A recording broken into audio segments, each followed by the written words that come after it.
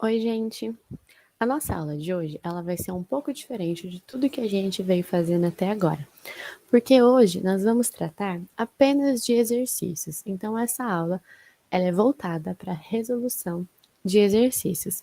E esses exercícios são todos a respeito das aulas que tratamos até agora, que eram sobre as teorias da origem da vida, evolução e teorias evolutivas. Então, aqui é um apanhado de exercícios sobre tudo que tratamos. Então, eu espero que vocês façam um bom proveito desses exercícios, que eles sirvam como método de fixação de todo o conteúdo que veio sido tratado com vocês até agora. Então, vocês podem tentar resolver os exercícios sozinhos, é só pausar a aula, resolver e depois acompanhar a resolução do exercício, a correção. Então é isso, eu espero que vocês gostem e que vocês aproveitem bastante e que ajude vocês a lembrar de todo o conteúdo que a gente tratou até agora. Então vamos começar. A primeira pergunta, ela é uma pergunta de concurso da Banca Seduc de Goiás. E ela diz o seguinte: as moléculas que constituem as células são formadas pelos mesmos átomos que são encontrados nos seres inanimados. Na origem e evolução das células, todavia, alguns tipos de átomos foram selecionados para a constituição de biomoléculas. 99% da massa das células são formados de A. Hidrogênio, carbono, oxigênio e nitrogênio. B. Oxigênio, sódio, carbono e hidrogênio. C. Silício, sódio, carbono e alumínio. E D. Carbono, oxigênio, alumínio e sódio. A resposta certa para essa questão é a letra A: hidrogênio, carbono, oxigênio e nitrogênio. Agora, essa questão ela faz referência àquela aula que a gente tratou sobre a atmosfera primitiva. Lembra? Foi uma das nossas primeiras aulas. E a gente sabe que o hidrogênio, o carbono, o oxigênio e o nitrogênio eram os primeiros elementos a existirem e formarem a atmosfera primitiva. E que esses elementos estariam presentes nas primeiras células, consequentemente nos primeiros organismos formados. Então, essa é a resposta para a questão número 1. Vamos passar para a questão número 2. Ela foi da Unifal, lá em 2018. E ela diz o seguinte: do início da vida na Terra até o aparecimento dos seres vivos atuais, aconteceram vários eventos, como, por exemplo, 1. Formação das primeiras células. 2. Formação de moléculas orgânicas complexas. 3. Aparecimento de organismos capazes de produzir alimentos pela fotossíntese. 4. Surgimento dos primeiros organismos aeróbicos. Marque a alternativa que indica a ordem mais aceita atualmente para o acontecimento desses eventos. Letra A: 1, 2, 4, 3. Letra B: 2, 3, 4, 1. Letra C: 1, 4, 3, 2. E letra D: 2, 1, 3, 4. Então, qual é a ordem certa dos eventos de acordo com as 4 afirmações que a questão deu para a gente? A resposta certa é a letra D. Então, o 2 é o primeiro, a formação de moléculas orgânicas complexas. Depois é o primeiro, que é a formação das primeiras células. Depois é o terceiro, que é o aparecimento de organismos capazes de produzir alimentos pela fotossíntese. E por último é o quarto, que é o surgimento dos primeiros organismos aeróbicos. Então, a ordem certa dos eventos que aconteceram é 2, 1, 3 e 4. Vamos passar agora para a próxima questão. A terceira questão é da UEL, lá de 2007. Charles Darwin, além de postular que os organismos vivos evoluíam pela ação da seleção natural, também considerou a possibilidade de as primeiras formas de vida terem surgido em algum lago tépido do nosso planeta. Entretanto, existem outras teorias que tentam explicar como e onde a vida surgiu. Uma delas, a panspermia, sustenta que a. As primeiras formas de vida podem ter surgido nas regiões mais inóspitas da Terra, como as fontes hidrotermais do fundo dos oceanos. Letra B. Compostos orgânicos simples, como os aminoácidos, podem ter sido produzidos de maneira abiótica em vários pontos do planeta Terra. Letra C. Bactérias ancestrais podem ter surgido por toda a Terra em função dos requisitos mínimos necessários para sua formação e subsistência. Letra D. A capacidade de replicação das primeiras moléculas orgânicas foi o que permitiu que elas se difundissem pelos oceanos primitivos da Terra. E letra E. A vida se originou fora do planeta Terra, tendo sido trazida por meteoritos, cometas ou então pela poeira espacial. A resposta certa para essa questão é a letra E. Então, a vida, ela se originou fora do planeta Terra e ela foi trazida para a Terra em si por meteoritos, cometas ou então pela poeira espacial.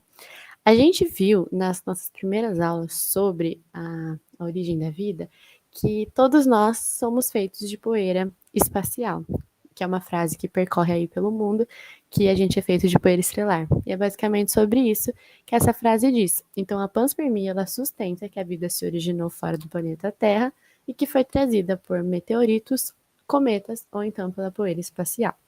Portanto, a resposta da questão 3 é a letra E. Vamos para a próxima questão, que é a 4. A 4 é da UCPEL e ela diz o seguinte: o aglomerado de moléculas orgânicas revestido por uma película de moléculas de água e que, na opinião de alguns cientistas, pode ser um dos primeiros passos rumo à origem da vida, chama-se A. Aminoácido, B. Coacervado, C. Microorganismo, D. Enzima e E. Proteína. A resposta certa para essa questão é a letra B, coacervado. A gente também falou sobre os coacervados nas primeiras aulas sobre a origem da vida, que os coacervados são um aglomerado de moléculas orgânicas que possuem uma molécula de água e que, a partir dos coacervados, outros organismos mais complexos começaram a se originarem e a surgirem. Agora a questão número 5, ela é da UFC, ela diz o seguinte: um problema para a teoria da evolução proposta por Charles Darwin no século XIX dizia respeito ao surgimento da variabilidade sobre a qual a seleção poderia atuar. Segundo a teoria sintética da evolução, proposta no século XX, dois fatores que contribuem para o surgimento da variabilidade genética das populações naturais são: A. Mutação e recombinação genética. B. Deriva genética e mutação. C. Seleção natural e especiação. D. Migração e frequência gênica. E E. Adaptação e seleção natural. A resposta certa para essa questão é a letra A, porque o que a pergunta fala é quais os fatores que contribuem para o surgimento da variabilidade genética das populações naturais. E não está falando sobre a teoria sintética da evolução, que a gente viu na nossa aula de neodarwinismo. E lá a gente viu quais eram os fatores principais para que ocorresse a variabilidade genética. Então a gente sabe que a resposta certa é mutação e a recombinação genética, que é a mutação que o gene vai sofrer e as formas diferentes que ele pode se recombinar. Então, esses são os fatores que vão possibilitar o surgimento da variabilidade genética. Então, a resposta certa para a questão número 5 é a letra A. Vamos então para a questão número 6. Então, vimos que aqui na questão 5 a gente já começou a falar sobre teorias evolutivas. Então, aqui na questão número 6, ela diz o seguinte: Lamarck e Darwin criaram importantes teorias evolucionistas, ou seja, teorias que explicavam como os organismos sofreram modificações ao longo do tempo. Apesar das duas teorias falarem sobre mudanças, o mecanismo como elas ocorriam era diferente. Sobre a teoria proposta por Lamarck, marque a alternativa correta. Letra A. Lamarck afirmou que os organismos vivos eram selecionados e apenas os organismos mais aptos sobreviviam. Letra B. De acordo com a teoria de Lamarck, um ser vivo que fazia uso intensivo de determinado órgão sobrevivia, enquanto aquele que não utilizava esse mesmo órgão morria. Letra C. A teoria da evolução proposta por Lamarck dava a ideia de que os organismos eram capazes de sofrer modificações de acordo com as suas necessidades. Letra D. Segundo a teoria de Lamarck, as características que surgiam durante a vida do organismo não podiam ser repassadas para a geração seguinte. E letra E. A teoria da evolução proposta por Lamarck é a mais aceita na atualidade e derrubou até mesmo o neodarwinismo. A resposta certa para a questão C é a letra C. A teoria da evolução proposta por Lamarck dava a ideia de que os organismos eram capazes de sofrer modificações de acordo com as suas necessidades. Lembra que no lamarquismo a gente viu o exemplo das girafas? As girafas que possuíam um pescoço curto, elas tinham que se esforçar até o pescoço se alongar, porque assim elas conseguiam alcançar o alimento que ficava no topo das árvores. Então, a necessidade dela era se alimentar da fruta que ficava lá no topo da árvore. Para ela conseguir isso, ela precisava ter um pescoço longo. Então, ela se esforçava a ponto do pescoço conseguir se alongar e ela se alimentar da fruta que estava no topo da árvore. Então, a resposta certa para essa questão que está falando sobre Lamarck é que Lamarck acreditava que os organismos sofriam modificações, sim, como a gente viu o exemplo do pescoço da girafa, de acordo com as necessidades que ele tinha. No caso, a girafa precisava se alimentar dos alimentos que ficavam no topo das árvores. Então, a resposta certa para a questão número 6 é a letra C. Questão número 7 era da UFSCar e foi em 2001. Ela diz o seguinte: o meio ambiente cria a necessidade de uma determinada estrutura de um organismo. Este se esforça para responder a essa necessidade. Como resposta a esse esforço, há uma modificação na estrutura do organismo. Tal modificação é transmitida aos descendentes. O texto sintetiza as principais ideias relacionadas ao A. Fixismo, B. Darwinismo, C. Mendelismo, D. Criacionismo ou E. Lamarquismo. A resposta certa para a questão número 7 é a letra E.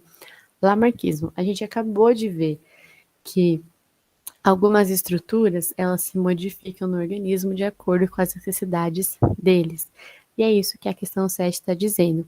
Além disso, a questão 7 nos relembra da lei dos caracteres que eram passados às gerações futuras, que é a lei dos caracteres descendentes, que eram transmitidos. Então, essa questão só poderia ser respondida com o lamarquismo, porque ela diz tudo a respeito da teoria do evolucionismo pela visão de Lamarck. Agora a questão número 8. Alguns criacionistas acreditam que a evolução das espécies, tal como desenvolvida por Charles Darwin, não é necessariamente um empecilho à ideia de que o mundo e os seres vivos tenham sido criados por Deus. Isso porque, letra A, Darwin também estudou teologia, então sempre teve como objetivo principal provar que Deus havia criado todas as espécies de seres vivos existentes. Letra B. Religião e ciência são inconciliáveis, então um pressuposto científico não precisa ser estudado e compreendido pelos religiosos. Letra C. A doutrina da criação não ignora postulados científicos prováveis, apenas rejeita doutrinas ideológicas e filosóficas, como o materialismo e o ateísmo. Letra D. Darwin concebeu a teoria da evolução das espécies por meio de uma revelação divina. E letra E. Nenhuma das alternativas. A resposta certa para essa questão é a letra C. A gente já consegue ver logo de cara que a questão número 8 está tratando sobre o evolucionismo, já que cita Deus, e a gente sabe que Deus é um ser divino na visão do cristianismo que criou o homem. Então a gente sabe que essa questão ela está dizendo sobre o criacionismo. E a resposta certa para a questão é a letra C, por quê? Os criacionistas, eles não ignoram os embasamentos científicos, eles não ignoram a possibilidade de existir evolução e dela ocorrer até hoje. O que os criacionistas, eles rejeitam de fato são doutrinas ideológicas e filosóficas que podem vir mudar totalmente os seus hábitos, os seus ideais, a sua fé, além deles rejeitarem o materialismo, porque a gente sabe que a maioria dos cristãos, eles rejeitam tudo que é material, porque o que importa para eles é a alma e não o que eles têm na terra, já que nada disso será levado para eles para o céu quando eles morrerem. Eles também rejeitam o ateísmo, que é a pessoa que não acredita em nada, muito menos em Deus.